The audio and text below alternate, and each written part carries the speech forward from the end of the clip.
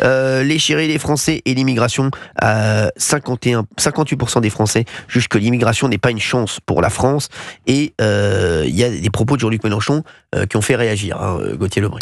Alors, vous savez que c'est un sondage, donc c'est ça pour CNews, Europe 1, le JDD, en réaction à la phrase prononcée face à Darius Rochebin de Bruno Retailleau, qui a dit l'immigration n'est pas une chance pour la France. Donc il est soutenu par quasiment 6 Français sur 10. C'est d'ailleurs la carte que va brandir à chaque fois Bruno Retailleau, parce qu'il a créé beaucoup de remous au sein de la Macronie, au sein même du gouvernement. Il va dire, les Français sont d'accord avec moi. Je propose plus de fermeté. Il y a 7 Français sur 10, entre 7 et 8 sur 10 qui sont d'accord avec toutes les mesures de fermeté en ce qui concerne la sécurité et l'immigration. D'ailleurs, Bruno Retailleau, on ne voit que lui. C'est quasiment un vice-premier ministre. Ouais. Il fait une interview par jour. Il est très médiatique.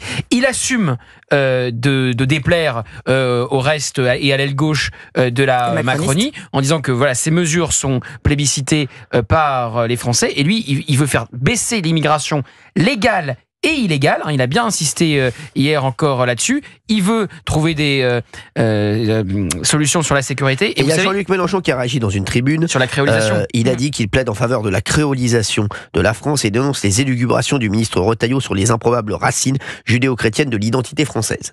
Donc, qu'est-ce que vous en pensez de ça ? Alors, il suffit d'aller dans tous les villages de France. Oui. Il y a quoi dans tous les villages de France ? Il y a une église. Exactement. Donc, attaquer Bruno Retailleau en disant il essentialise tous les étrangers quand il dit l'immigration n'est pas une chance, ça, à la limite, on peut l'entendre. On a le droit de discuter là-dessus. Là, on peut discuter, mais remettre en cause les racines judéo-chrétiennes de la France. Alors, on sait très bien ce que veut Jean-Luc Mélenchon, c'est la créolisation. Il appelle ça d'ailleurs la Nouvelle France, donc c'est assumé. Mais remettre en cause les racines judéo-chrétiennes, alors que dans chaque village de France, vous avez un monument aux morts et une église. Là, surtout, je vois pas en quoi elles sont improbables. C'est historique. Surtout, je vois pas en quoi elles sont improbables. Voilà, elles sont là, elles sont posées. On peut ensuite discuter et ne pas être d'accord sur l'évolution de qui va peupler la France et comment elle va changer ou comment elle va rester. Mais en revanche, elles ne sont pas improbables, les racines judéo-chrétiennes. Fabien Lecoeuvre. Ouais, c'est factuel ce constat. Ah oui. C'est-à-dire qu'à un moment donné, les églises, les monuments aux morts, même les temples pour les protestants, enfin, on connaît les racines de la France. Enfin, c'est évident. Aujourd'hui, transformer les choses pour convaincre un électorat, évidemment, on connaît cette histoire. Voilà. Mais moi, je trouve que franchement, Mélenchon part dans tous les sens. Est-ce que vous vous souvenez quand même des années qu'on a partagées où il n'était pas du tout question du fait religieux ? Oui, on a vécu des années comme ça. Bien sûr, ça restait de la sphère privée. Je suis d'accord. Et on était bien mieux d'ailleurs. On était bien. Tellement. C'était de la sphère privée. Après, je trouve que sur le sondage, il y a quand même 4 Français sur 10. C'est ça. Ah oui, je suis d'accord avec vous. Qui jugent que. Je suis d'accord. Il n'y a pas de sujet. On peut avoir cette lecture aussi. C'est pas qu'il n'y a pas de sujet.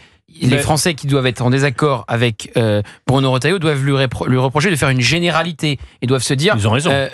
C'est au cas par cas, il ne faut pas faire de généralité en disant que toute l'immigration n'est pas une chance pour la France. Mais c'est ce qu'on a dit ici d'ailleurs quand on a dit qu'il y avait des immigrations. Mais Bruno Retailleau, il réagissait par rapport évidemment au meurtre de Philippines, par rapport aux OQTF. Et hier, il a dit qu'il avait été touché personnellement à l'Assemblée nationale parce que il était ami du père Olivier Maire qui a été tué par un Rwandais sous 3 OQTF qui avaient déjà mis le feu à la cathédrale de Nantes. D'ailleurs, il était très ému, il avait des trémolos dans la voix, il était au bord des larmes, donc lui-même est touché. Donc après, c'est toujours pareil, il y a la théorie et la pratique, il y a les beaux esprits qui disent « Oh, c'est horrible ce que dit Bruno Retailleau », et puis il y a la réalité des faits. Et il y a un sujet pour le ministre de l'Intérieur, c'est de faire augmenter ces OQTF et leur réalisation. Et puis la réalité, pour moi, c'est le nombre, c'est le nombre et le choc de civilisation.